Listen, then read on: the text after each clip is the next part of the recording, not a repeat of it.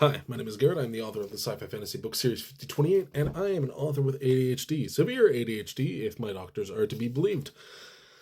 So let's talk a little bit about how that's affected my work and affected how I've gone about writing these things, because it has affected them in quite a serious way.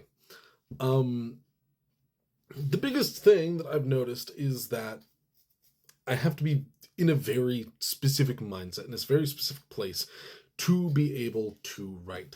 I have to either be in a complete silence.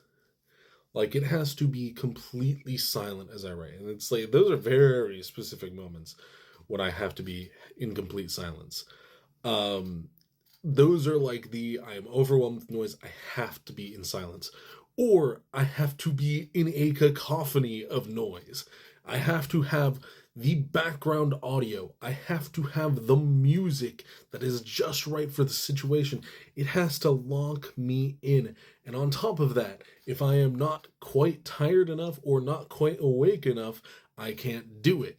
I have to be just tired enough that I don't care about what I'm writing as much, or I'm not like overly analytical. And I also have to be just awake enough that I don't want to be in bed as I'm just sleeping the rest of the day. On top of this, it's like anything that I'm doing in my life, be it like I'm playing games or stuff, that will start to seep into the work a little bit. The music and all that will kind of seep into the ideas that I have for these things. Though I think that might be just kind of a general writer thing. You might have also been able to tell from how I do these videos. I'm a little bit all over the place. And I don't mean that in a low like Steve Random way, just in a thing where it's like ideas will just kind of hit me and I'm like, oh, I need to talk about this. Or I'll have a script in front of me and then I'll forget to mention something and I'm like, oh, I need to talk about that.